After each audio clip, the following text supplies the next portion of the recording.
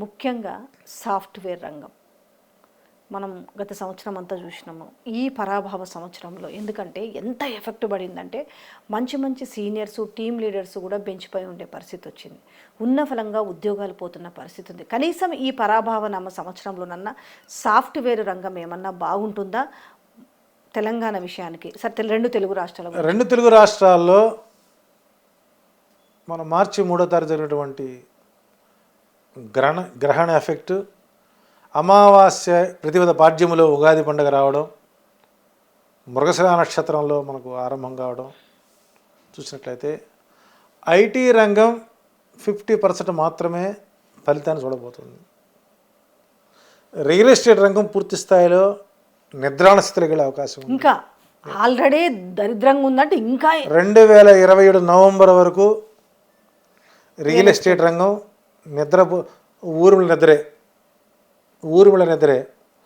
Hotel రంగం, cinematography రంగం, chits and finance రంగాలు, కన్స్ట్రక్షన్ అండ్ కాంట్రాక్ట్ రంగాలు, అంటే ఏ రంగం చూసుకున్నా చివరికి వివాహ బంధాలు కూడా ఈ సంవత్సరం సూచనని పరాభవాలు మరి ఏ సంవత్సరం చూడరు.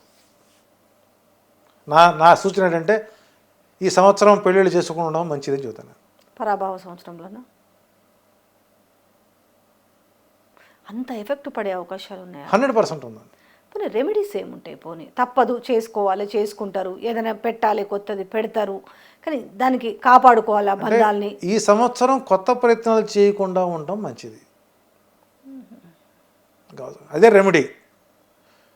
ఈ సంవత్సరం పెళ్లి చేసుకోవద్దు, నష్టం ఏముంది? నెక్స్ట్ ఇయర్ పెళ్లి చేసుకో, మళ్ళీ ఉగాది ఏళ్ళకి పెళ్లి చేసుకోండి, కాదేందే ఉంది. 39 ఏళ్ళకి పెళ్లి కావట్లేదు, సంవత్సరం అవుతుంది, అంతే కదా, నష్టమేముంది? పోనీ చేసుకున్న వాళ్ళని కంపారిజన్ చేసుకుంటే ఎలా ఉన్నారు? కాబట్టి వివాహ వ్యవస్థ కూడా వివాహ జీవితాలు అనుకూలంగా ఉండవు. తర్వాత ఐటీ రంగంలో కూడా ఏఐ ఎఫెక్ట్ బాగా పడుతుంది.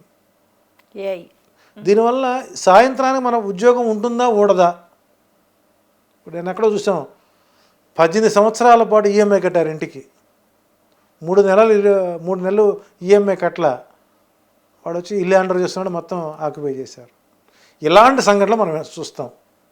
కాబట్టి ఐటీ రంగ ఉద్యోగస్తులు ఉన్న ఉద్యోగాన్ని కాపాడుకునే ప్రయత్నాలు చేయాలి, కానీ కొత్త కంపెనీకి పోవాలంటే మాత్రం మీ జీవితం గాలిలో ఉన్నట్లే, మీ లోన్లు మొత్తం ఆవిరైపోయినట్లే. తర్వాత మాదక ద్రవ్యాలు, మద్యపాన, ధూమపాన, ఈ విషయాలు ప్రభుత్వాలు ఎన్ని కొత్త చట్టాలు తెస్తున్నా చాప కింద నీళ్ళ ఉన్మాదంగా మారే అవకాశాలు ఎక్కువ ఉన్నాయి. అయితే ఈసారి తెలంగాణ ప్రాంతంలో కనుక పబ్బుల మీద కనుక నియంత్రణ పెట్టకపోయినట్లయితే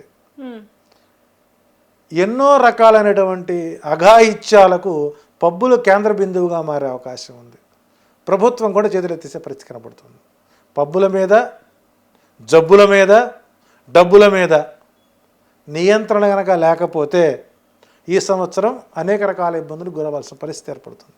ఓకే, మీడియా, ఇటు సోషల్ మీడియా కావచ్చు, మెయిన్ స్ట్రీమ్ మీడియా కావచ్చు, అంటే మామూలుగా జనరల్గా కేసుల పరంగా కావచ్చు, ఎట్లా ఉండబోతుంది? జనరల్గా ఈ మధ్యకాలంలో ఏమైందంటే అధికార పార్టీకి విభిన్నంగా వార్తలు చేస్తే కేసుల పర్వం గత సంవత్సరంలో కూడా భారీగా ఎదుర్కొన్న నేపథ్యం కనిపిస్తుంది కదా, ఈ పరాభావంలో ఎలా ఉండబోతుంది? యాక్చువల్గా మీడియా అంటే మాట చెబుతుంది. ప్రస్తుతం ఇప్పుడు నడుస్తున్నటువంటి ఏదైతే ఉందో జర్నలిజం కంటే మెకాలిజం ఎక్కువైంది. మెకాలిస్ట్ పేరునుంటారు, మెకాలిస్ట్, ఆయన ఒక నియంతృత్వమైనటువంటి రాస్తుండేవాడు మెకాలిస్ట్. ఇక్కడ జర్నలిస్టులు తగ్గిపోయారు, మేము జర్నలిస్టులమే చెప్పుకునే వాళ్ళు ఎక్కువైపోయారు.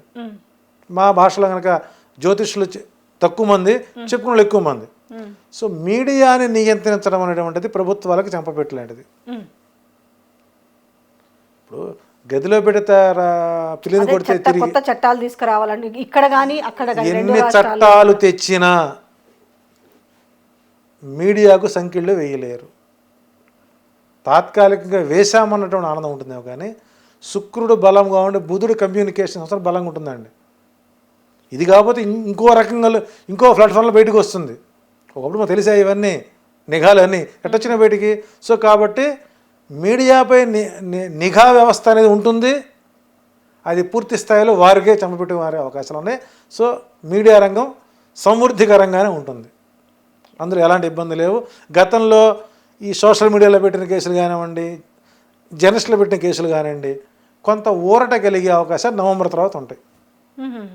నవంబర్ ప్లాంట్స్ మారుతున్నాయి కాబట్టి బుధుడు తన యొక్క ఆకృతి మార్చినప్పుడు కమ్యూనికేషన్ స్కిల్స్ కొన్ని మార్పులు వస్తాయి కాబట్టి న్యాయ వ్యవస్థ కూడా పై ప్రజలకి మంచి గౌరవం కలిగేటువంటి జడ్జిమెంట్లు వస్తాయి. మీడియా విషయంలో కూడా చూడండి. డన్. ఇంత ఉంది పరాభవ సంవత్సరం.